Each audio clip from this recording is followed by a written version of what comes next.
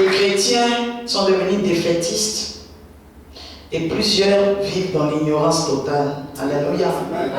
Je tiens à dire pour commencer que le programme qui est organisé, ce séminaire qui porte sur le thème comment assaisonner sa vie de couple à tous les niveaux, ce thème-là est inspiré, je dirais, de l'Esprit de Dieu pour être solution et pas problème dans le royaume de Dieu. Amen. Je tiens à préciser cela parce que cela est parti d'un constat qu'il y a énormément aujourd'hui de mauvais témoignages dans le corps de Christ.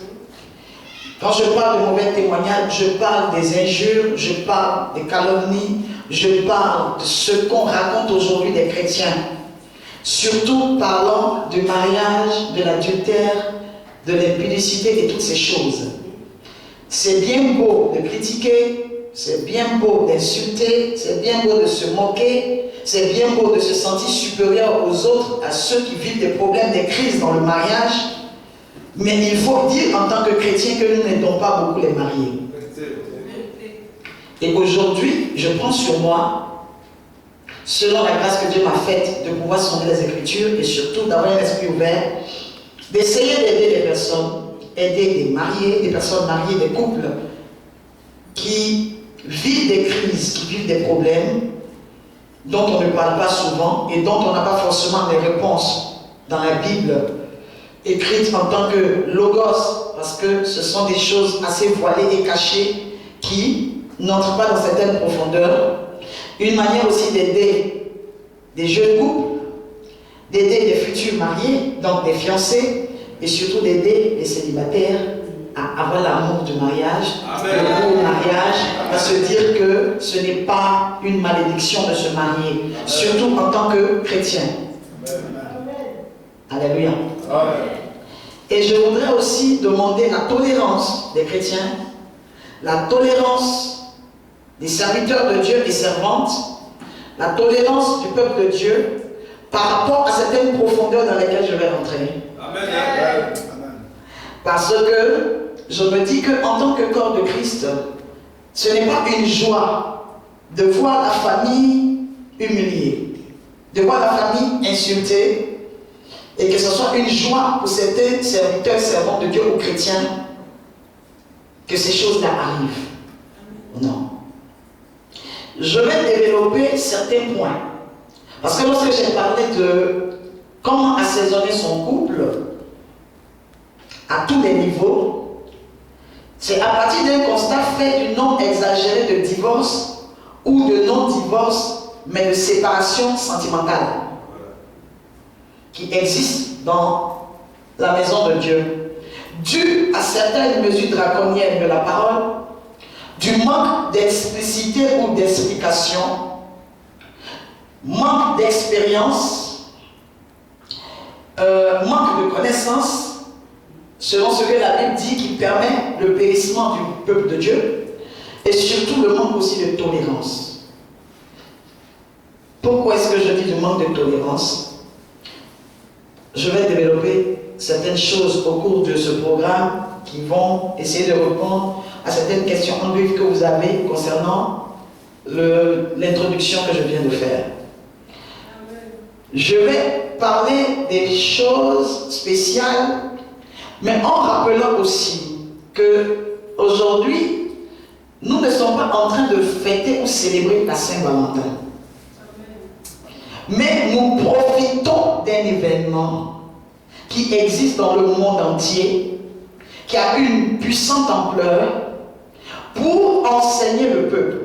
Amen. Parce que toute opportunité que nous avons de pouvoir introduire l'Esprit de Dieu et surtout permettre la paix dans le cœur du chrétien est à saisir. Amen.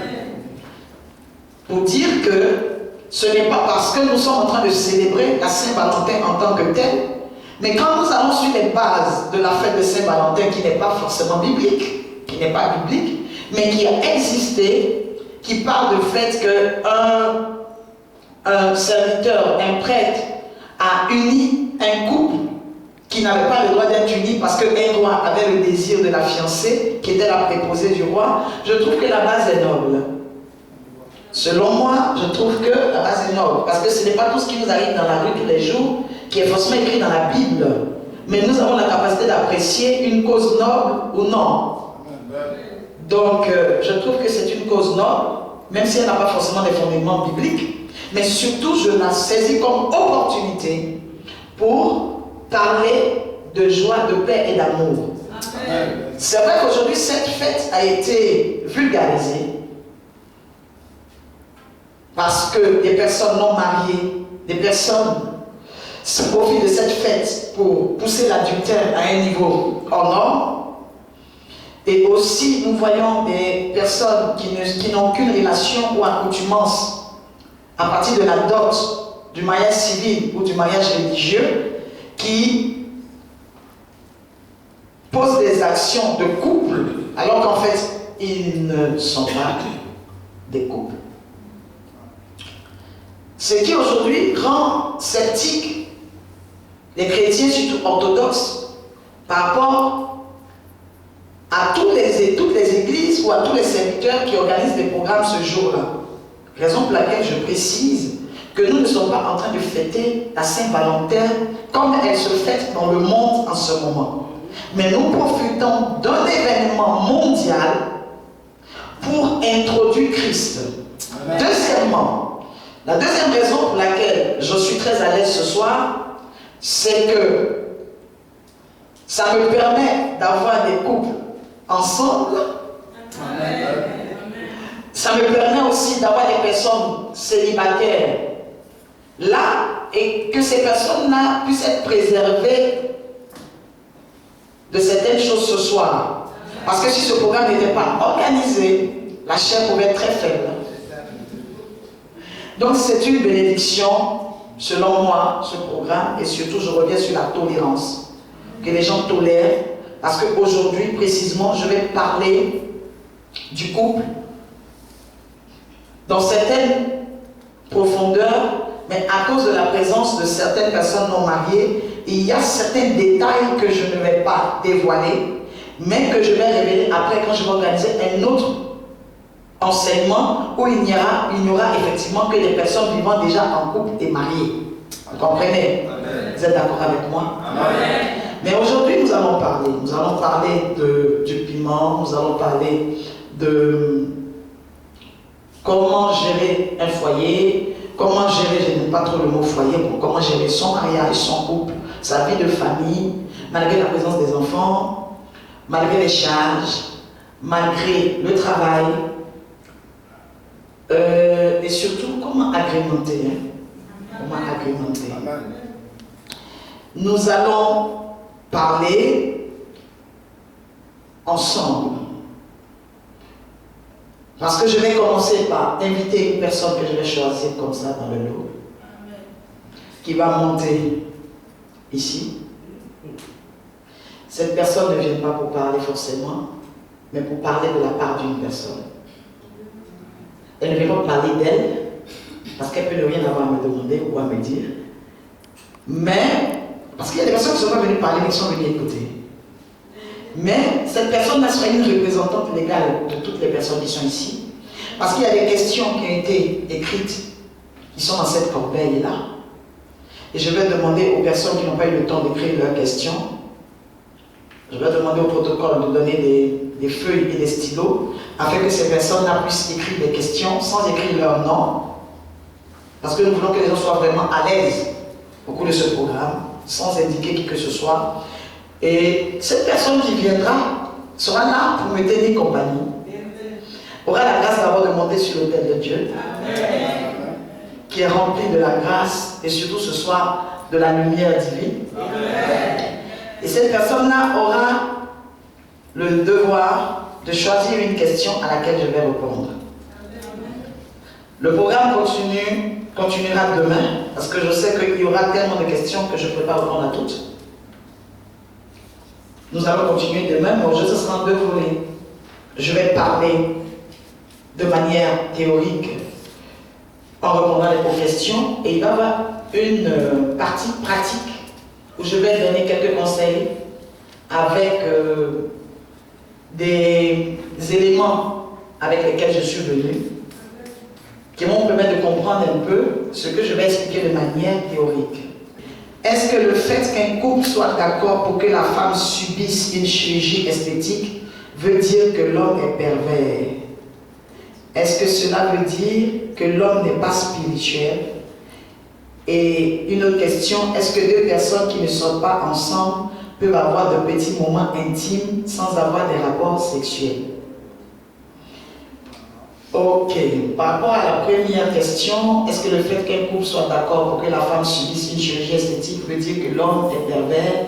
Est-ce que cela veut dire que l'homme n'est pas spirituel? Comment est-ce que je peux répondre à cette question? Je dirais d'abord que le Seigneur a inspiré des personnes qui ont fait des études de médecine. D'abord, qu'est-ce que c'est que la chirurgie esthétique? La chirurgie esthétique, c'est le fait d'aller voir un médecin qui est spécialisé afin qu'il puisse vous arranger quelque chose sur le corps que vous n'aimez pas ou qui vous dérange ou un défaut que vous avez. On a souvent recours à la chirurgie esthétique concernant les personnes qui ont des déformations, des malformations, ou des personnes qui font des accidents, ou qui sont brûlées, ou qui subissent un préjudice corporel. Comprenez? Donc la chirurgie esthétique, c'est le fait de travailler sur le corps d'une personne pour améliorer, changer ou perfectionner quelque chose. D'accord? Partons sur cette base-là.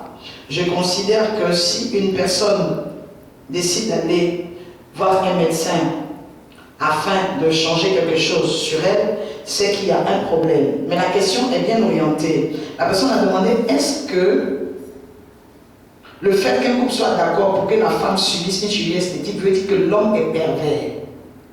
Je veux bien comprendre la question, chercher à savoir, parce que si le couple est d'accord, on ne peut pas dire que l'homme est pervers. Donc ça doit être sûrement une question qui est que l'homme demande à sa femme d'aller faire la décision ou la proposition vient de l'homme qui dit à sa femme, je souhaiterais que tu ailles te faire ci, te faire ça, te faire refaire ceci, te faire refaire cela plutôt, et que la femme soit d'accord. Mais est-ce qu'aux yeux des personnes alentour, c'est une perversité? Tout ce qu'on appelle perversité, c'est tout ce qui est contre nature. Tout ce qui est contraire à la parole de Dieu. À l'époque, la chirurgie esthétique n'existait pas. Donc la Bible n'a pas parlé de ce fait-là. Amen. La Bible n'a pas parlé de ce fait, mais aujourd'hui, nous pouvons nous poser des questions. Nous voyons des femmes qui accouchent, qui font des bébés, qu'on opère pour extraire les enfants, des femmes de pasteurs, des femmes chrétiennes, afin qu'elles puissent avoir la vie sauve. Je dirais que tout ce qui doit être décidé dans le couple doit être de commun accord. Donc déjà, si le couple est d'accord, je ne vois pas de perversité à cela. Deuxièmement, si c'est un problème sincère qui crée des problèmes dans le couple et qui ne cause aucun impact, qui n'a aucun impact sur la spirituelle, je ne sais pas si vous me comprenez. Tu vois un peu. Si ça n'a aucun impact sur le spirituel, je considère que ce n'est pas forcément un problème. Je ne sais pas si vous comprenez. La femme peut avoir un problème, par exemple, elle peut être née avec un goitre, c'est comme ça on dit. Elle peut être née avec un goitre, elle a eu la chance d'avoir un homme, c'est vrai, mais ça la dérange un peu. Ça fait qu'elle n'est pas très à l'aise. Je souhaite que le fait que ce soit inesthétique et que ça la dérange peut nécessiter une chirurgie. Mais ça ne dérange en rien leur spirituel. C'est simplement le fait de toujours prier avant de faire quoi que ce soit. C'est toujours la base. Prier avant de faire quoi que ce soit. Et surtout en priant, laisser la possibilité à Dieu de donner son avis. J'ai parlé, laisser la possibilité à Dieu de donner son avis. Donc ces personnes vont prier, demander à Dieu, expliquer leurs soucis à l'Éternel et voir dans quelle mesure Dieu opère. Que Dieu d'abord comment je dirais ça? Les rassure, qu'ils soient rassurés par l'Esprit de Dieu, que ça ne dérange en rien. S'ils ont aussi un guide spirituel, s'ils ont un pasteur ou un serviteur de Dieu qui les suit, qu'ils lui en parle, espérant que le serviteur aura l'ouverture d'esprit de pouvoir les aider. De ne pas tout diaboliser, mais de pouvoir les aider. Ensuite, trouver le médecin qu'il faut, et puisque c'est quelque chose d'inesthétique, qu'on puisse le faire et demander à Dieu de tendre sa main. Aujourd'hui, nous voyons de plus en plus des conseils qu'on donne aux femmes pour pouvoir se maintenir.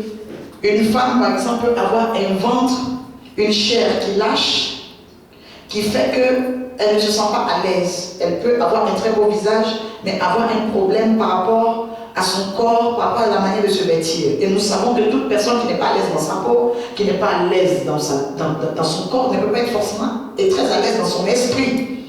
Donc déjà, ça commence à créer des frustrations. La personne, le conjoint ou la conjointe se sent diminué, ne se sent pas apprécié, quel que soit ce que le conjoint même va dire.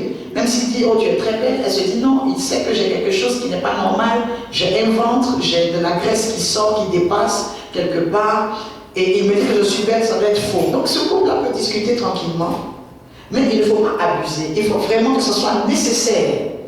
Parce que si Dieu vous a fait la grâce de vous faire naturel, de vous faire bien, vous n'allez pas encore aller demander qu'on vous charcute, je dirais. Mais il faut que vraiment ça résolve un problème, que ce soit une nécessité. Je crois que le couple peut décider, surtout avec la médecine qui est hyper développée aujourd'hui, peut décider de faire cela, d'avoir recours à la chirurgie, d'un commun accord, surtout pour résoudre un problème, comme je l'ai dit au début. Ça va? C'est bon? Ça va? C'est bon? La deuxième question est, est-ce que deux personnes qui ne sont pas ensemble peuvent avoir de petits moments intimes sans avoir des rapports sexuels? Je dirais que les petits moments intimes, comme vous dites, sont des grands canaux de rapports sexuels. Vous savez très bien que le désir est quelque chose qu'on commence mais qu'on ne finit pas par contrôler. Qu'on ne finit pas par contrôler. Et il y a des choses qui sont claires, des choses de la chair sont des choses de la chair. Il n'y a pas de spiritualité dans cette histoire de chair, dans cette histoire de désir. Alors, pour des personnes qui sont en cheminement ou en fiançailles, il serait très important de savoir mettre des limites si vous tenez vraiment à respecter la parole de Dieu et à suivre votre cheminement dans les normes sans avoir à vous repentir un jour.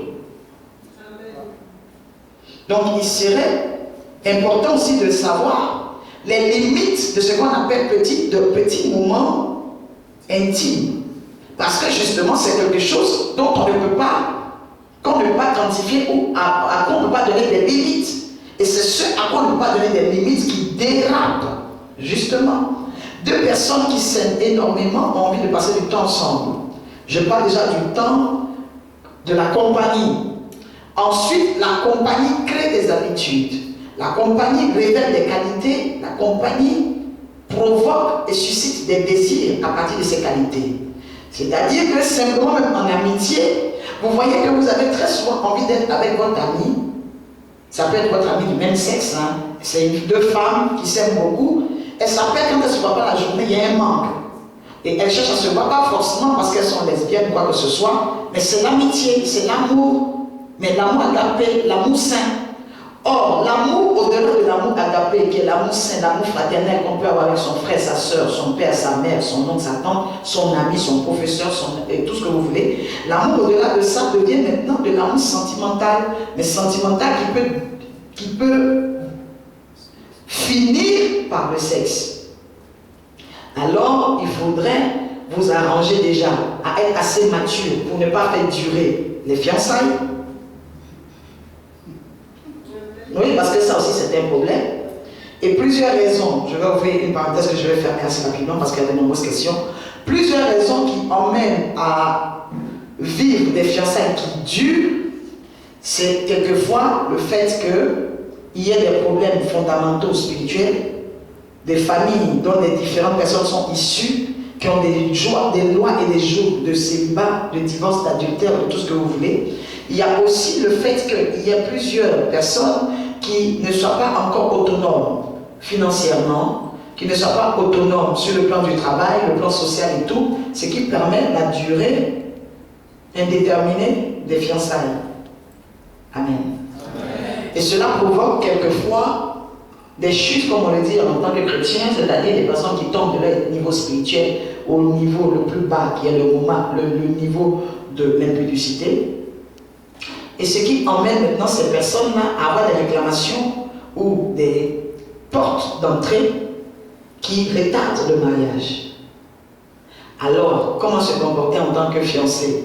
Ou comment se comporter en tant que deux personnes qui s'observent et qui se sentent des qualités et qui souhaiteraient faire des choses ensemble? Être mature, parler, vous confier à votre leader, à votre mentor ou à votre guide spirituel qui devrait normalement avoir l'expérience, le potentiel et la capacité de vous encadrer, de vous emmener à devenir assez responsable pour pouvoir prendre vos responsabilités. Et vous maintenant, entre-temps, ayant une bonne pensée et une bonne vision de vous mettre ensemble pour vous marier et finir votre vie ensemble, que Dieu bénira et je sais qu'il sera très longue. Vous pouvez patienter quelque temps et éviter tout ce que vous savez que vous ne pouvez pas gérer jusqu'à la fin. Est-ce qu'un couple chrétien peut regarder un film pornographique avant des rapports sexuels?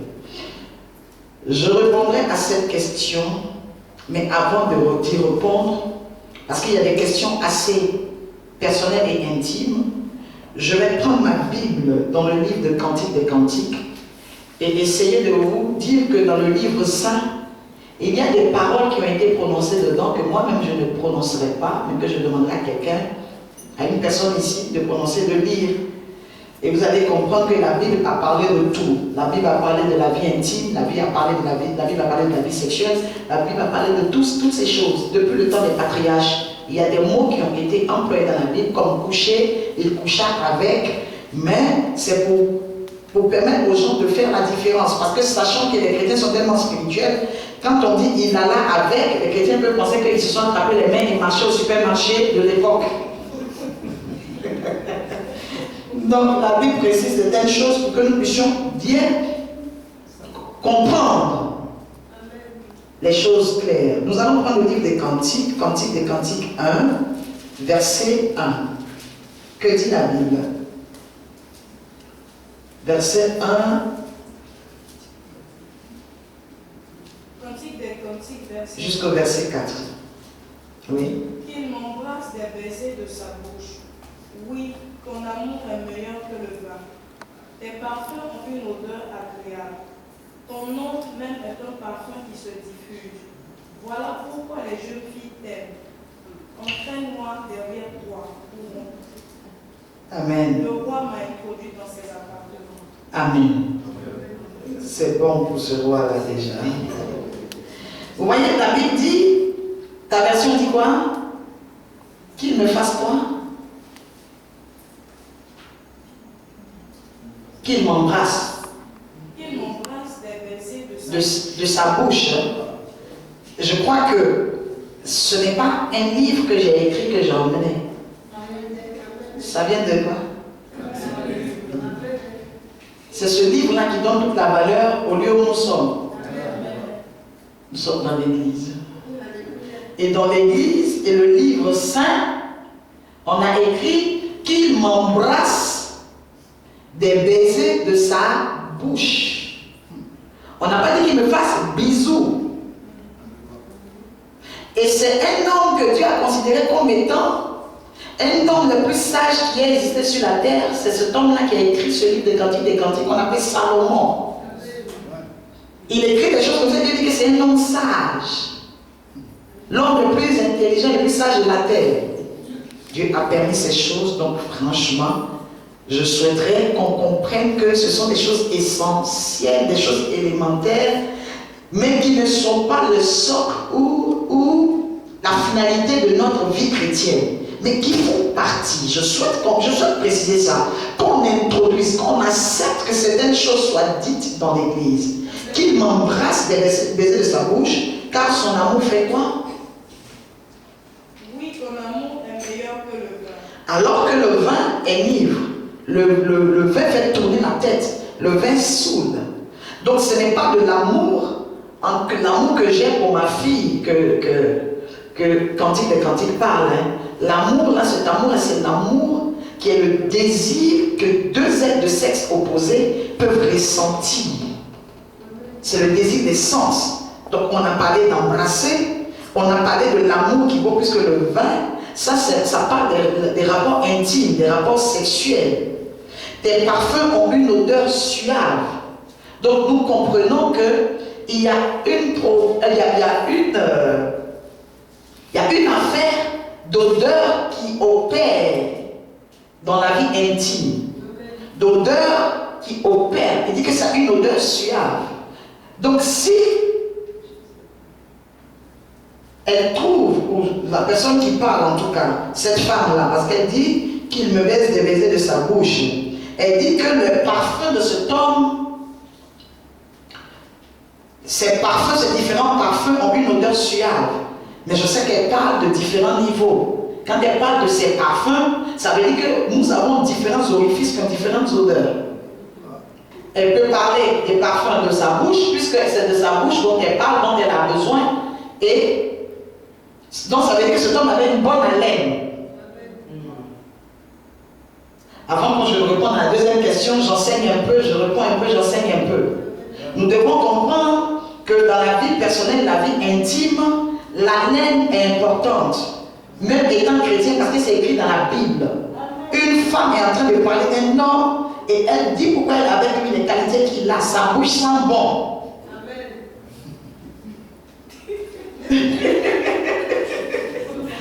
Deuxièmement, oui. Deuxièmement, on peut parler encore de la laine par rapport à son corps. On peut parler de l'odeur de ses parfums parce qu'elle a dit qu'il a des parfums. Ça peut être aussi de l'odeur de son corps. Il sent bon. Parce qu'une personne peut avoir une mauvaise haleine, mais ne pas avoir une mauvaise odeur de corps. Le corps peut sentir bon, mais c'est la bouche qui ne sent pas bon. Ou la bouche sent bon, mais la personne a une mauvaise odeur de corps. C'est différents parfums. La bouche sent bon, le corps aussi a des parfums suaves, des parfums bons, des parfums doux. Et maintenant, les troisième parties qui doivent sentir bon, dont je vais parler, ce sont les parties génitales, les parties intimes, qui doivent sentir bon. C'est quand toutes ces parties-là sont associées que ça devient maintenant des parfums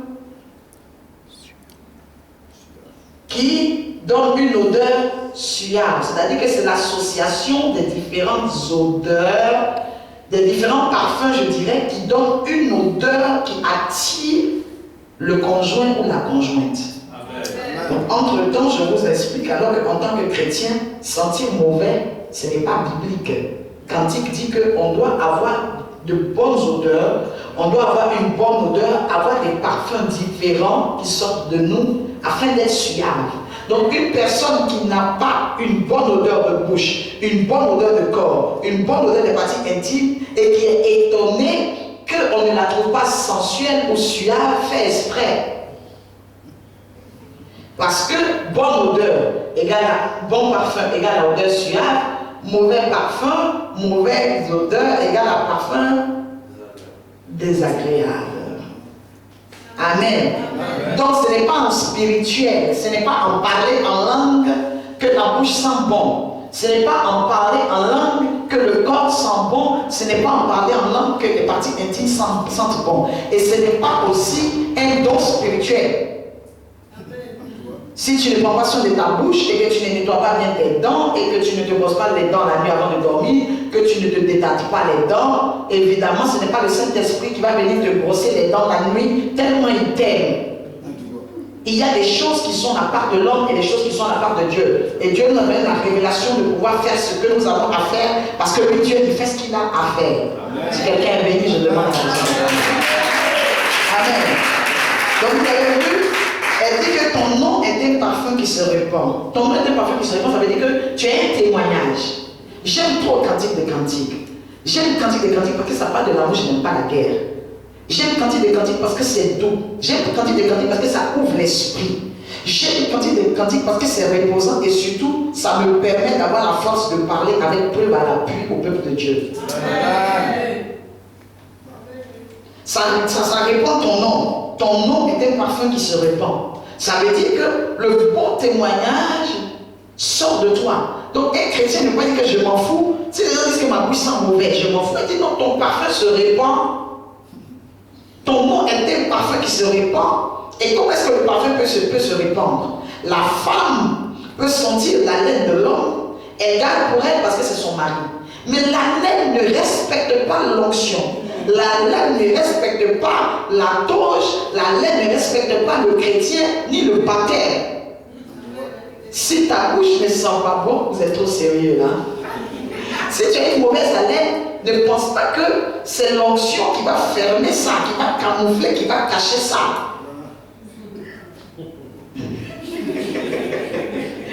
En tant que chrétien, et en plus de cela, les chrétiens doivent se battre pour ça, parce que nous avons une vie d'assemblée, où nous sommes tout le temps ensemble, assis côte à côte.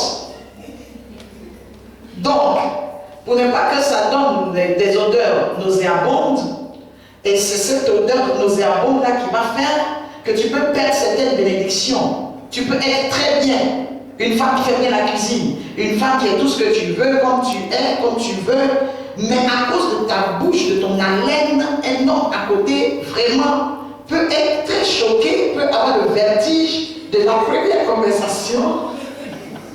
Seigneur, qu'il a avec toi. D'accord? Ça peut te faire perdre des points, je te dis. Ça peut te faire perdre des points alors que tu as tout comme Naaman. Naaman était fort. Naaman était un homme d'armée. Naaman était tout, mais lépreux. Donc ça devient un handicap pour toi. Alors il ne faut pas dire je m'en fous. Parce que les chrétiens, qui ne peuvent pas résoudre quelque chose, ils s'en foutent. Non. L'odeur qu'on dégage à côté de certaines personnes, comme je disais, parce que nos conjoints peuvent ne pas parler, mais nous ne parlons pas seulement à nos conjoints, nous parlons aux personnes qui sont à côté de nous. Ce qui fait que ces personnes-là sentent des odeurs, et à partir du moment où on sent une odeur sur toi, on pense à ton conjoint, à ce que le conjoint doit subir à tes côtés. C'est pour cela que la femme qui parle dans l'Antique dit que généralement ces femmes-là parlaient de Salomon. Salomon écrivait ce que les femmes lui disaient parce qu'il avait 1000 femmes. C'était pas très normal du tout. Mais il avait 1000 femmes. Donc il écoutait beaucoup, il était tout le temps dans l'atmosphère des femmes. Donc il écoutait les femmes parler, il écoutait les femmes lui faire des éloges. Donc il comprenait un peu les femmes, il comprenait un peu la manière de fonctionner, même du sexe opposé, vous comprenez? C'est pareil aussi pour la femme et l'homme. Aujourd'hui, ce n'est pas un enseignement seulement pour les femmes, c'est pour le couple, ou des personnes qui sont appelées à se marier. Ton nom se répand comme un parfum. Il est très important que nos noms se répandent en bien. D'accord? C'est pourquoi les jeunes filles t'aiment. Donc, un homme qui sent mauvais et qui est étonné que les jeunes filles de l'église le bafouent, fait exprès. Il est jeune, tu peux être jeune, ne pas avoir des moyens de porter des puissants costumes très chers, de ne pas porter des vêtements, mais être propre, c'est être propre. Une personne qui a des moyens, une personne qui n'a pas les moyens, ces personnes ont toutes un corps. Une éponge, une brosse à dents.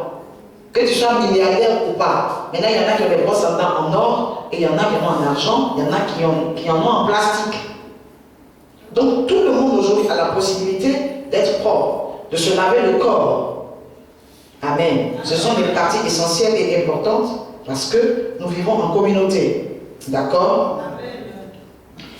Je vais prendre rapidement Cantique des Cantiques 3, verset 1. Que dit la parole? Cantique des Cantiques 3, verset 1. Sur mon lit, pendant les nuits, j'ai cherché celui que mon cœur aime. Je l'ai cherché, mais je ne l'ai pas vu. Sur ma couche ou dans mon lit, pendant les nuits, j'ai cherché celui que mon cœur aime. Je l'ai cherché et je ne l'ai point trouvé. Qu'est-ce que je peux vous dire à partir de ça? On parle du lit. Quand on cherche quelqu'un dans son lit, ce n'est pas pour poser ni pour parler en langue. Sur ma couche ou dans mon lit, pendant des nuits, j'ai cherché. Je peux dire que c'est une femme célibataire qui parle. Mais je peux aussi expliquer que nous pouvons être dans le lit avec une personne, mais nous ne trouvons pas ce que nous cherchons dans la personne. Elle dit, dans mon lit ou sur mon lit, pendant les nuits, j'ai cherché celui que mon cœur aime, je l'ai cherché et je ne l'ai point trouvé. Il est important que les conjoints s'arrangent à être des idoines, des personnes que les conjoints cherchaient. Et pour que tu sois le conjoint que l'autre cherche, il faut que tu puisses faire en sorte d'impacter positivement la vie de la personne qui te rencontre. Dans votre vie de tous les jours, avant même que ce soit la vie de couple, faites en sorte d'impacter positivement les personnes que vous rencontrez. Vous devez marquer positivement les personnes que vous rencontrez. Soit par votre bonne humeur, soit par votre beauté, soit par votre intelligence, soit par votre vie spirituelle, soit par vos finances, soit par quelque chose que Dieu vous a donné, parce qu'on ne peut pas être nul dans la vie en Christ. Dieu nous donne l'esprit supérieur. Amen. Dieu a donné l'esprit supérieur à des personnes dans la Bible concernant la beauté. Il a donné des beautés qui surpassaient. On dit que Saül surpassait tous les hommes du peuple d'Israël par sa taille. Ça veut dire que la taille de Saül, le roi de Saül, était un don, était une capacité qui le rendait différent. Nous avons besoin de quelque chose en nous que Dieu nous permet d'avoir pour être différent et surtout être parmi les sélectionnés positifs. Amen. Amen. Nous voyons des femmes comme Sarah, dont on a parlé de la beauté, mais ce qui était étonnant justement, qui a fait qu'on a parlé de la beauté, c'était l'âge à laquelle on la trouvait encore belle. Elle avait 70 ans et ce n'était pas des valets, ce n'était pas des boys, ce n'était pas des petites personnes qui étaient attirées par elle. Elle avait une beauté impactante, une beauté hors du commun, ce qui fait que la Bible en a parlé. La Bible ne cite pas des choses anodines. Quand tu vois la Bible insister, c'est que ça a marqué. On a parlé de la beauté de Sarah. Mais à l'époque, ces femmes-là, c'est vrai qu'elles n'avaient pas le gloss, c'est vrai qu'elles n'avaient pas tous les artifices que nous avons aujourd'hui, mais elles avaient les éléments que nous utilisons aujourd'hui pour nos corps, mais à l'état brut. Parce que la plupart des produits que nous utilisons, à part celles qui utilisent vraiment les produits éclaircissants, hyper éclaircissants, qui sont à base de produits chimiques, la plupart des produits sont faits à base de produits naturels. Donc, les produits naturels là, existaient depuis la création du monde. Dieu a créé les produits naturels, les fruits et tout ce que la terre contient avant même de faire l'homme. Donc, lorsque ces femmes-là sont venues, elles se sont créées des habitudes. Les civilisations ont créé des habitudes, des coutumes et des habitudes qui leur permettaient de s'entretenir. Parce que l'entretien même a commencé à partir de l'atmosphère, à partir du changement de climat. Ça donnait l'intelligence à l'homme de pouvoir se protéger la peau quand il fait froid, de pouvoir se protéger le corps quand il fait chaud, de trouver des solutions. Amen. Donc l'entretien du corps de l'homme, le corps de la femme est normal. Nous devons nous entretenir, mais pas nous entretenir jusqu'à négliger les choses de Dieu. Mais pas aussi négliger notre entretien parce que nous sommes dans les choses de Dieu. Amen. Je dis et je répète qu'il faut un équilibre entre le spirituel et le physique, mettre le spirituel en priorité, mais le spirituel nous fait gagner tout. Parce que la Bible dit, cherchez premièrement le royaume des cieux et sa justice. C'est-à-dire, mettez le spirituel en priorité et tout vous sera donné. Mais le tout vous sera donné, c'est-à-dire votre esprit sera ouvert. C'est ce qu'on appelle le tout vous sera donné. Vous aurez des possibilités. C'est ça, le tout vous sera donné. Vous aurez l'ouverture d'esprit. Vous allez comprendre, dévancer les gens. Vous allez être dans le cœur de Dieu pour pouvoir être exceptionnel. Amen. C'est tout ça, le tout vous sera donné par-dessus. Tout. En plus de tout ce que vous allez avoir spirituellement, le physique est très important. Amen. Amen. Ça va? Donc vous devez comprendre ces choses. Cette femme dit qu'elle a cherché son homme dans la Bible, elle ne l'a point trouvé dans son lit. Donc un homme peut être dans le lit, comme une femme aussi, c'est vice-versa, peut être dans le lit, mais en fait est invisible. Et ce n'est pas aux yeux de l'ennemi, mais aux yeux de son conjoint. Le conjoint est dans le lit, mais la femme dit, je l'ai cherché, je ne l'ai pas trouvé. C'est-à-dire que son corps est là, mais à l'intérieur du corps de cette personne, il y a des choses que la personne attendait pour combler sa vie, qu'elle ne retrouve pas. Pour revenir alors au thème qui est comment assaisonner sa vie de couple ou son couple à tous les niveaux. Il est important, après avoir été très spirituel, parler en langue ensemble, prier ensemble le matin, avoir le même pasteur, avoir la même communauté, payer la dîme, faire des offrandes et tout. Il est important aussi de s'entendre dans notre vie intime. Il est important que les couples s'entendent. Et pour qu'ils puissent s'entendre, il ne faut pas la monotonie. La monotonie provoque les disputes. Et les disputes provoquent la séparation. Il faut créer. Il faut s'ouvrir l'esprit. Et surtout, il y a une question, je sais, qui va venir.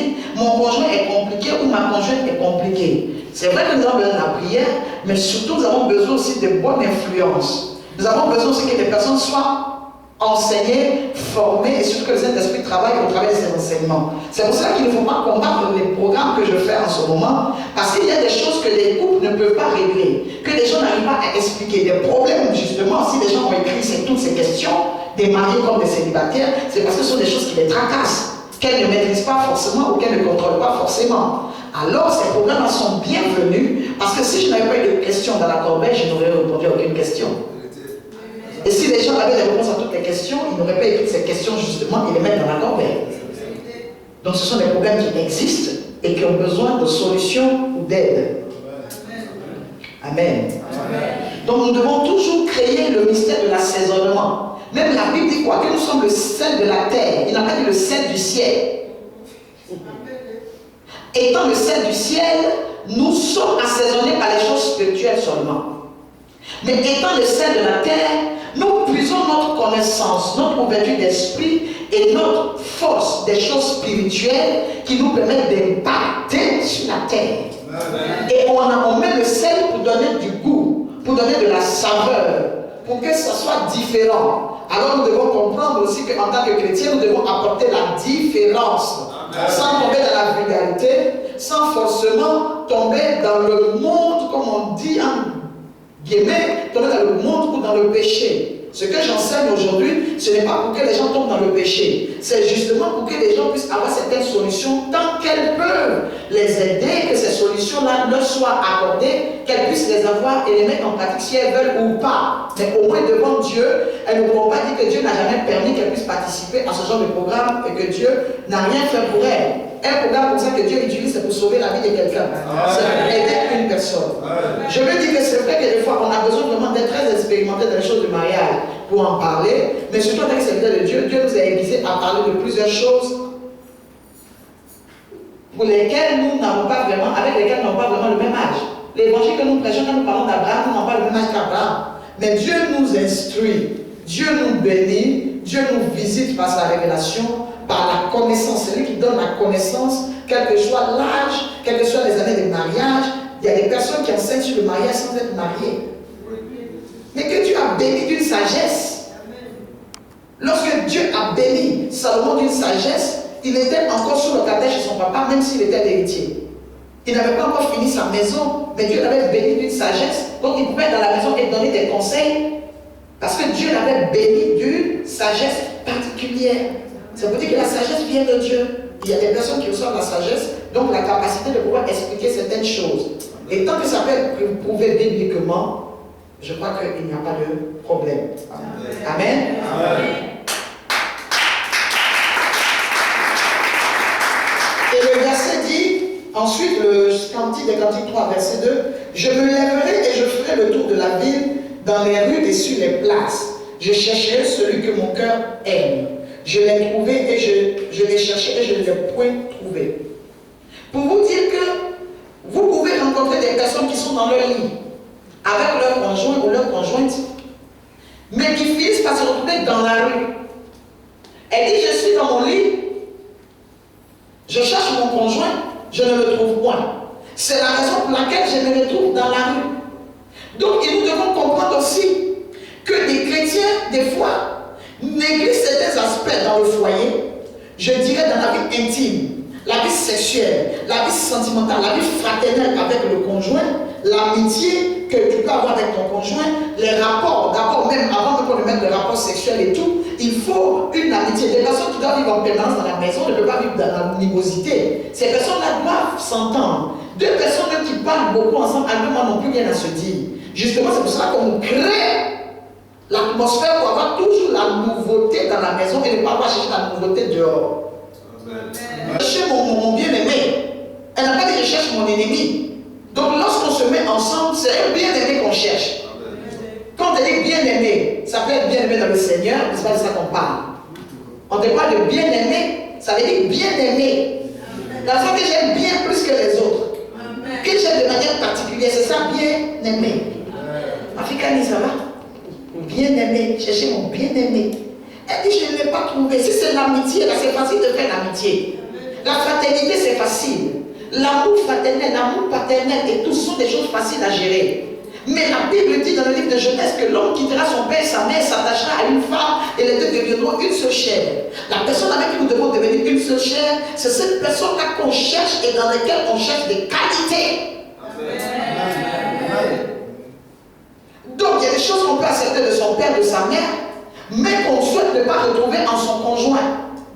Parce que le père, on le quitte, la mère, on la quitte, le frère, la soeur, on les quitte, les frères en Christ, on finit, on se sépare. Mais on passe la journée et surtout le plus clair de notre temps, la nuit, avec le conjoint, dans le même lit. Avec le frère, tu peux décider d'aller te mettre au salon, que ton frère soit dans sa chambre. Vous ne partagez pas la même chambre, ce n'est pas un scandale, ce n'est pas un problème. Mais ne pas partager la même chambre que son conjoint, c'est un scandale, c'est un sujet de scandale.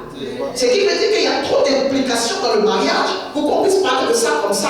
Il y a trop d'implications pour qu'on puisse parler de ça comme si ce n'est rien, ce n'est pas un problème. On doit gérer ça comme ça. Les problèmes cruciaux des couples, on doit en parler. Amen. Amen.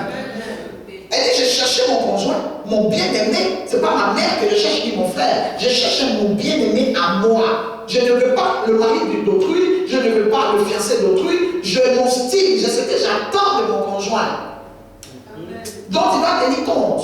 Et si tu te retrouves dans une maison, dans un lit avec ton bien-aimé, ton mari et tout, qui ne sait pas être bien-aimé, qui ne s'arrange pas ce que tu l'aimes bien, qui ne s'arrange pas à être bien-aimé par toi, ça emmène maintenant des personnes sur les places publiques. Elle dit, je l'ai cherché, je ne l'ai pas trouvé. Donc je m'élèverai et je ferai le tour de la ville. C'est là où vous voyez maintenant des hommes cherchant la bien-aimance en une femme ou en sa femme qui ne trouve pas. Ils commencent à s'élever et faire le tour de la ville dans les filles. La femme aussi, elle cherche son bien-aimé, elle s'élève et elle dit quoi? Elle se promène jusqu'à elle fait le tour. C'est là que tu vois que la personne commence à coucher avec elle, avoir des rapports avec ci, avoir des rapports avec ça. Tout ça, c'est des cantiques, toi là, hein, ils sont en train de chercher le bien-aimé comme ça.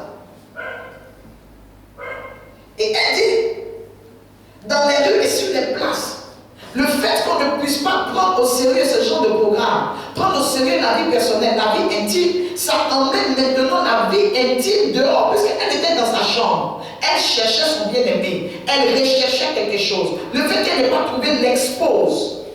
Donc le fait que nous ne puissions pas remplir la vie de nos conjoints, le fait que nous ne puissions pas combler nos conjoints, ça expose nos foyers. La vie du lit se retrouve dehors. Elle quitte le lit, elle quitte la vie intime, elle quitte la réserve, la protection, la cage de protection qui faisait que les gens n'avaient pas la possibilité de s'introduire, et ça ouvre des portes. Parce que quand tu es dans une vie, il y a une porte que tu vas ouvrir. Et c'est cette porte-là maintenant qui va créer des dégâts dans ta vie.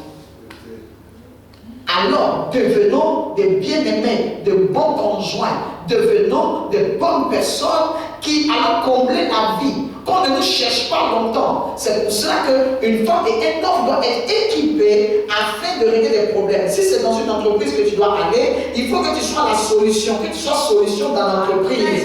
Si c'est dans la vie de famille, que tu luttes, tu te battes pour devenir solution pour régler les problèmes de la famille. Et si c'est la vie sentimentale, que tu deviennes solution dans la vie sentimentale de la personne que tu rencontres. Une personne qui se sépare des personnes différentes cherche quelque chose dans ces différentes personnes. Il faut que toi tu sois solution. La solution vient pour régler tous les problèmes, même les effets secondaires, c'est-à-dire les effets qui ne sont pas encore arrivés. La solution gère ça déjà, c'est déjà dans la solution. Donc tu viens, tu rencontres une femme par exemple qui aime quoi? Qui aime regarder la télévision à son conjoint. Il faut que toi tu sois armé pour pouvoir l'emmener à aimer regarder la télévision chez elle. Elle aime qu'on l'apprécie, qu'elle soit bien habillée ou pas, que tu puisses lui dire la vérité, ma femme, tu me plais, vraiment tu es trop belle, ou j'aime ta coiffure. Dès qu'elle te rencontre, tu n'as plus un problème, parce que quand elle va faire sa coiffure, elle a une joie. Mais quand elle vient, elle cherche que le bien-aimé, pour qui elle a fait cette coiffure, sache, remarque, sente qu'il y a eu un changement. Assaisonnons nos vies de couple. Amen. Pour ne pas que nos problèmes de foyer se retrouvent dehors. Cantique 3, verset 1 à 2, dit qu'elle a commencé à faire le tour de la ville. Elle a commencé à se promener. C'est là que nos vies de foyer se retrouvent dehors. C'est là que les gens commencent à remarquer que les deux ne sont pas épanouis. Le monsieur, là, sa femme passe ici, elle fait le malin dans sa voiture. Là. Son mari, là, il sort avec une petite fille, mais c'est parce qu'il a quitté le lit et qu'il allait dans un autre quartier, il a commencé à faire le tour de la ville. Donc la femme ne doit pas dire que mon cher, si lui il pêche, c'est lui qui va en enfer. Tu risques de mourir avant ce gars. Parce que l'hypertension va te tuer. Et à ta vérité, te montrer qui il est. C'est dans un moment, c'est personnes qui veulent préserver leur foyer. Pour préserver ton foyer, ce n'est pas une décision de gros cœur. Tu y tiens, c'est ton bien-aimé, tu as des sentiments. La Bible dit où se trouve ton trésor, se trouve ton cœur. Si ton bien-aimé est ton trésor, c'est que ton cœur est là-bas. Ce qu'il va te faire mal. Ce que ta conjointe va te faire mal. Donc il ne faut pas dire je m'en fous. Il faut que tu trouves des solutions. C'est pour ça que Dieu a des serviteurs et des servantes aujourd'hui pour te donner des solutions afin de ne plus être problème. De ne plus avoir à laisser tes problèmes dans la rue afin que les gens ne les résolvent pas, mais que les gens les exposent.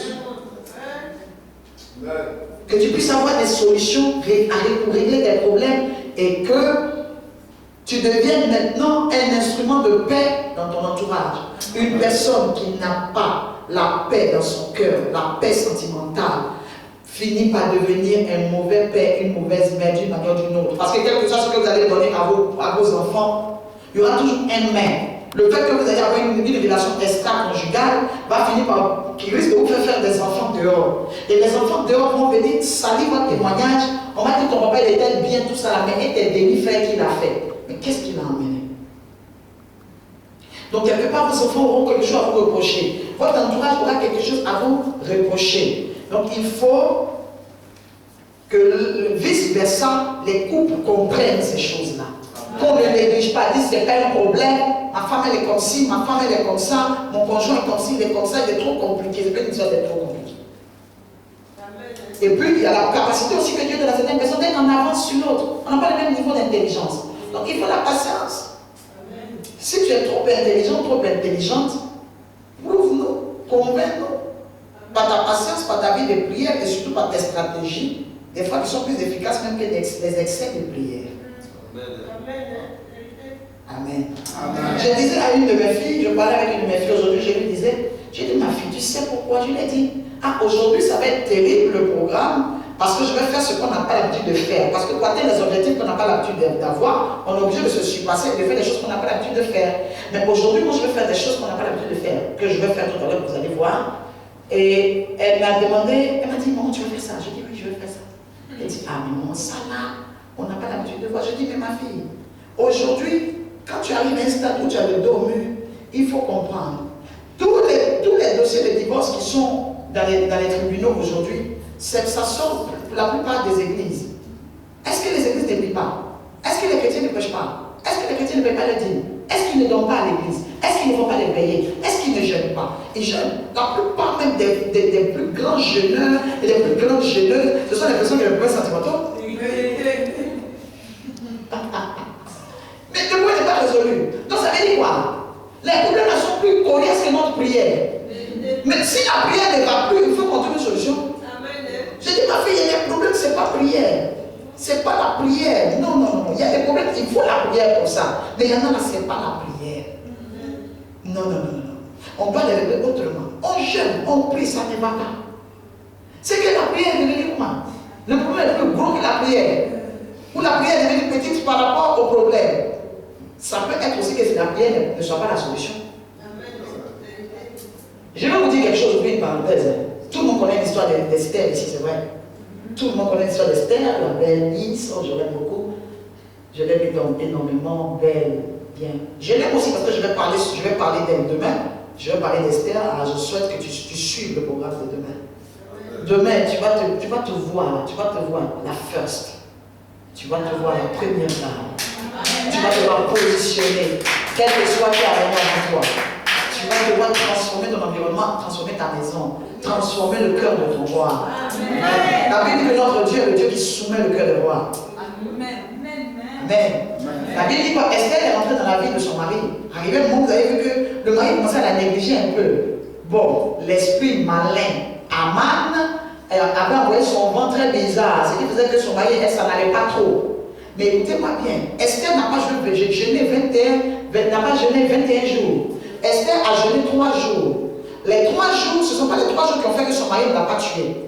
Les 3 jours, en fait, ont été des canaux, les 3 jours que Dieu a utilisés pour lui donner la révélation. La Bible dit que quand elle a fini les 3 jours, elle s'est dépouillée de la cendre, elle s'est lavée et elle a porté ses vêtements royaux. C'est cette révélation qu'elle a reçue dans les 3 jours de jeûne.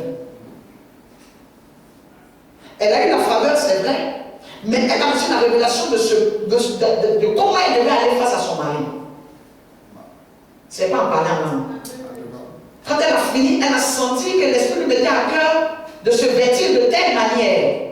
Elle a porté ses vêtements royaux parce qu'on tue les sujets, mais on ne tue pas les règles. Donc elle n'est pas allée se mettre face à son mari en tant qu'une femme du quartier ou l'une de ses femmes ou l'une des femmes qui a voulu dans sa vie. Elle s'est mise en position de First Lady. Amen. Donc, la révélation sort souvent des jeunes. Des fois, nous avons des excès de jeunes qui nous provoquent des crises d'ulcères que Dieu ne guérit pas parce qu'il ne nous a pas envoyés. C'est vrai? Alors que, après quelques jours de jeûne, Dieu te parle. Mais ce que Dieu te dit là, tu ne comprends pas. Pour toi, c'est trop facile. Est-ce que porter des vêtements royaux peut résoudre les problèmes qu'elle vivait? Ce n'était rien du tout, c'était des vêtements. Mais ces vêtements, justement, royaux-là, avaient un impact. Ont eu un impact sur la position. Parce que tu viens en clochard, même si tu t'appelles clochardine, ou que tu t'appelles par exemple The Queen, la reine, si tu viens en clochard, c'est pas pour ça qu'on va te considérer comme reine. C'est selon ta position, la manière dont tu viens et la connaissance que tu as, que ça t'ouvre les portes. Dieu lui a mis la faveur, c'est vrai, mais elle a porté ses vêtements royaux. Aucune reine ne va arriver dans un palais, quel que soit le décret du roi, quel que soit le décret du roi et qu'il tue une reine. Elle est venue avec ses vêtements royaux, elle est venue avec son diadème. C'est une reine qui a été mariée, épousée légalement, qui venait voir un roi dans ses attributs. Elle n'est pas venue dans un vêtement ordinaire. Elle a porté des vêtements pour que le roi sache sa position. Elle est assise là en tant que qui? C'est par quoi ça qu'il a reçu. Et quand on parle, regardez la réponse que le roi a donnée à Esther dans le livre d'Esther. Il lui dit, si tu veux la moitié de mon royaume, c'est à cause de la royauté qu'elle a déplacée, à cause de ses vêtements royaux, à cause de la gloire avec laquelle elle est venue, qu'il s'est trouvé en face d'une reine et c'est entre rois qu'ils étaient en train de discuter. Il dit, si tu veux la moitié de mon royaume, je te donne. Il était établi sur 127 provinces. Mais des personnes du même niveau peuvent arriver à se comprendre.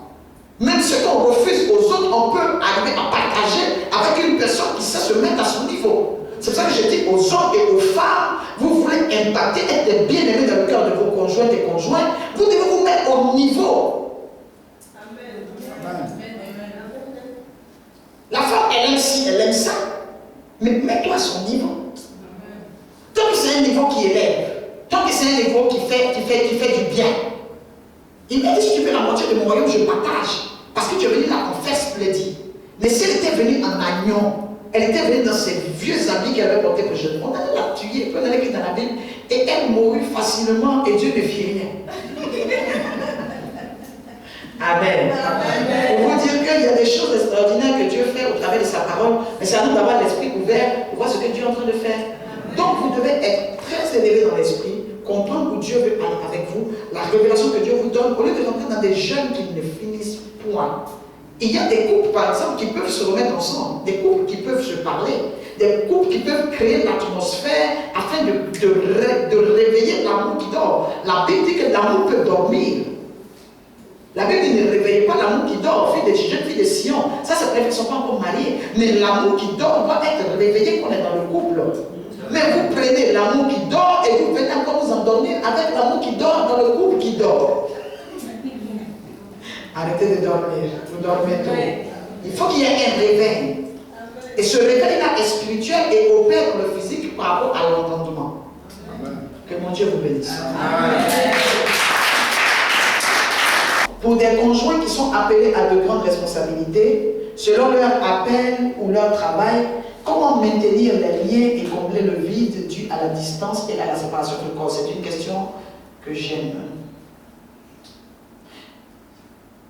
Quand j'ai commencé le programme, j'ai déjà donné le thème qui est le problème de l'assaisonnement. Vous comprenez? Il y a des produits, il y a par exemple, parlons sur la base de la recette. L'assaisonnement, c'est quoi? C'est ce qu'on met pour donner la saveur, du goût. Vous comprenez? Donc, si les conjoints sont très éloignés par rapport à leur boulot, à leur travail, les choses élémentaires ne doivent pas être négligées. Dieu est bon. Il est tellement bon qu'il a permis aujourd'hui à la technologie de faire des choses extraordinaires. La technologie fait aujourd'hui que nous avons des téléphones portables qui vont à des milliers de kilomètres. Nous avons même ce qu'on appelle le Skype. La capacité de se voir quel que soit l'endroit. Mais aujourd'hui, si le Skype est utilisé pour faire énormément de bêtises, ce n'est pas ça que je parle. Mais je parle des couples de conjoints. Avant, la distance était tellement réelle parce qu'il n'y avait même pas de moyen de communication. Aujourd'hui, il y en a. Le matin, vous avez l'habitude de vous appeler quand vous êtes dans la même nation. Vous êtes obligé de faire ce que vous n'avez pas l'habitude de faire. Pourquoi? Parce que vous n'avez pas l'habitude d'avoir. Parce que votre problème est sérieux. Vous devez assaisonner cette relation vous-même en vous donnant la possibilité de communication permanente. La communication permanente, c'est la capacité de savoir ce que l'autre fait, d'avoir des informations sur l'autre. Donc le matin, vous vous appelez pour savoir qu'est-ce que tu fais. Même selon les décalages horaires, on peut gérer. On peut trouver des heures quand même entre midi et 17h, où il peut être par exemple 6h du matin chez votre conjoint et il est 20h chez vous, ou 2h du matin chez vous. Il faut que l'un des conjoints sacrifie sa nuit parce qu'il est 6h du matin chez l'autre pour pouvoir avoir contact. Amen. Ça devient un temps de sacrifice profond. Des SMS qui ne coûtent rien du tout, mais qui sont très importants, qui marquent, qu'on garde surtout. L'avantage, c'est qu'on les garde et qu'on peut les lire à tout moment. Des mots gentils, des mots doux, et surtout la possibilité de communiquer. Et en plus, quand Dieu vous fait la grâce de pouvoir vous retrouver, le temps que vous passez ensemble, même si c'est une semaine chaque 2 ans, même si c'est 1 mois, chaque 3 mois que vous avez, que ce mois-là soit le mois le plus important de votre vie. Amen. Où tout ce que vous avez eu à faire pendant l'absence du conjoint puisse être sur soi pour quelque temps. Ou trouver du temps pour agrémenter, ou pimenter, comme je dis. Bon, c'est pas tout le monde qui aime trop le piment. Bon, moi, assaisonner. Pour assaisonner, comme les hommes de Dieu m'ont dit sur Facebook, en tout cas, pimenter là vraiment, il faut que tu nous balances le message et qu'on voit comment ça a été pimenté. Amen. Donc, pour agrémenter, il faut faire attention à ces choses. L'information, toujours. Une femme, par exemple, qui sait que son conjoint n'est pas là, elle doit appeler pour se soucier de ce qu'il a mangé, même si elle n'est pas là. Qu'est-ce que tu as mangé à midi? Créer des habitudes qui restent. Ce qui fait que de corps, vous n'êtes pas là, mais d'esprit, vous êtes ensemble. D'information, vous êtes ensemble au même niveau d'information, même si avec quelques heures de décalage. D'accord? Faire en sorte aussi qu'à chaque fois que vous avez des événements très importants qui vous arrivent, votre conjoint soit le premier informé. Parce que la distance emmène le doute. Et si votre conjoint est informé, parce que vous avez l'habitude de communiquer, et que votre conjoint est informé de ce qui arrive, il y a des problèmes aussi que vous allez pouvoir éviter et calmer s'ils arrivent, parce que la personne sait que vous ne mentez pas, la personne sait que on peut faire confiance. Il faut toujours créer la confiance. Il faut toujours être ouvert, être véridique et surtout poser des actions qui ne vont pas vous retomber là-dessus. Vous retrouvez à un endroit à des heures tardives pour être en train de faire des choses où vous ne devez pas être, peut emmener le conjoint à douter. Alors que si le conjoint sait que vous allez à tel endroit, même quand on l'appelle, il sait. Vous ne pouvez pas le jeune laisser des SMS, c'est pas trop. C'est pour cela qu'il faut avoir de bonnes habitudes du tout. Vous devez commencer cela avec vos parents. Que vos parents sachent où vous allez. Parce que si vos parents savent où vous allez, vous développez cela comme habitude, c'est facile pour vous de dire à votre conjoint où vous allez. Mais les mauvaises habitudes que vous pouvez développer vont finir par vous rattraper. Donc c'est une possibilité de pouvoir vivre des trucs à distance, mais aussi il faut beaucoup de prières. Il faut beaucoup de prières, il faut vraiment être un. Il faut être un, sincère, il faut parler.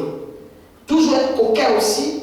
Lorsque votre conjoint voit vos photos, lorsque votre conjoint va sur Skype, il a la possibilité de vous voir de visu, que vous soyez toujours coquet ou coquette, mais surtout rassuré. Parce que des fois aussi, le fait que le conjoint soit à distance fait que, même quand il vous trouve coquet, s'il n'est pas très mature ou il n'est pas très stable, pour lui, cette coquetterie-là, c'est pour quelqu'un d'autre.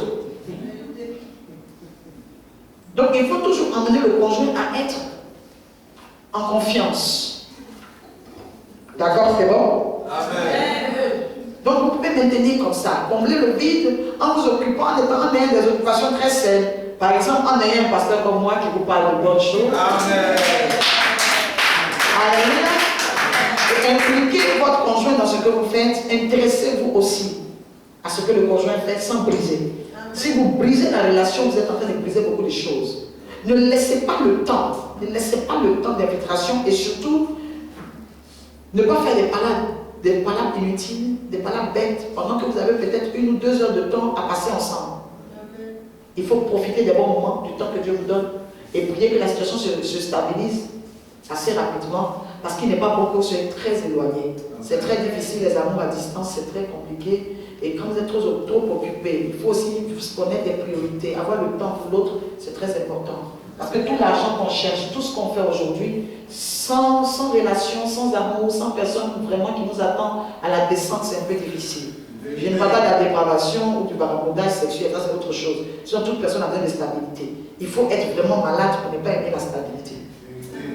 Et pour vous dire aussi qu'on n'a pas besoin d'attendre la Saint-Valentin pour allumer les gens avec les bouquets de fleurs, pour faire ces choses. Non. Faire plaisir au conjoint, c'est toujours. Faire plaisir de nature, vous devez avoir la nature à faire plaisir aux gens.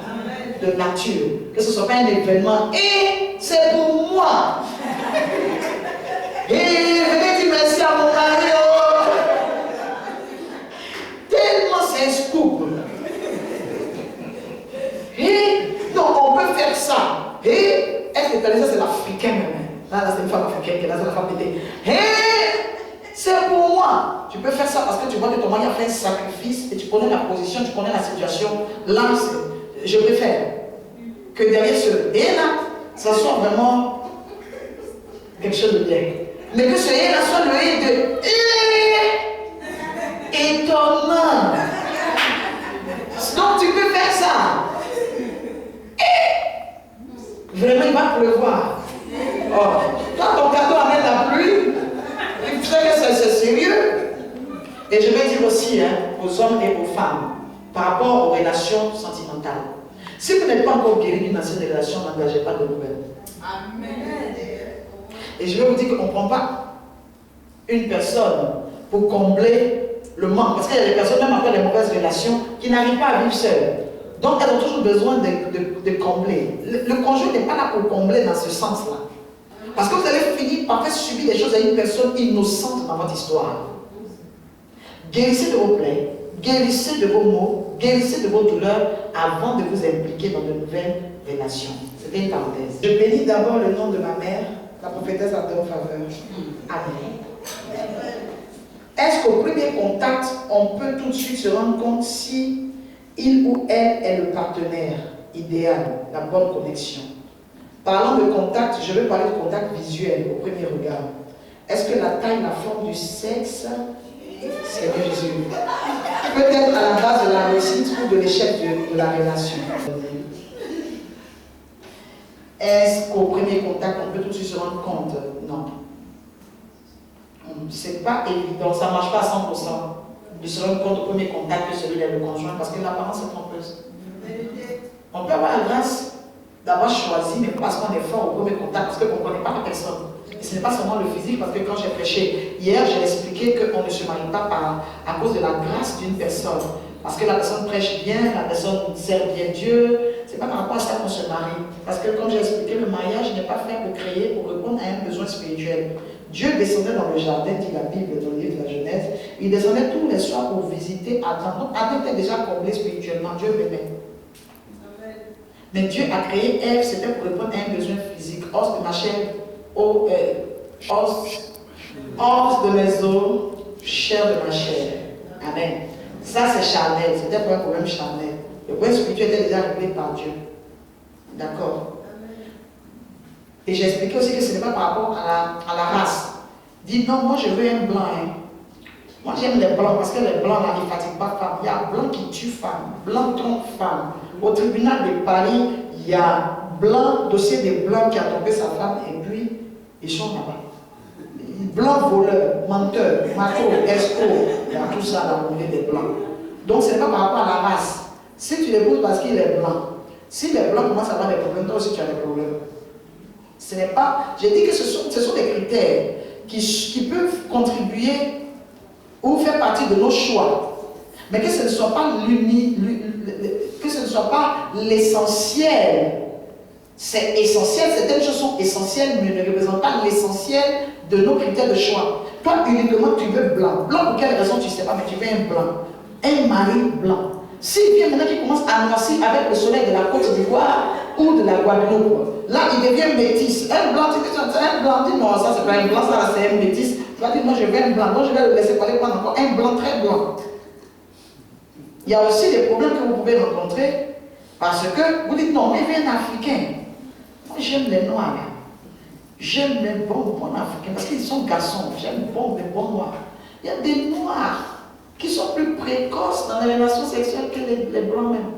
Le blanc même, il tient un peu. Un noir foutu. Et surtout que vous, les chrétiens, on ne touche pas. Donc tu vas le prendre, il est grand comme ça, il est costaud. Les costauds, c'est tout. C'est pas pour tout, c'est un enfant qui est là. Et tu finis de te marier et tu te rends compte que c'est le gars qui est là comme ça. Donc ce ne peut pas être essentiel. Mais si tu as d'autres choses qui te plaisent, tu vas essayer de minimiser ou de voir comment tu peux avoir la patience de le régler. Si c'est l'essentiel, non. Donc j'ai expliqué ça par rapport aussi à la place. Le mari est positionné, tu dis non, moi je vais être directeur, ce n'est pas directeur, c'est pas la peine. Moi je vais épouser un ministre.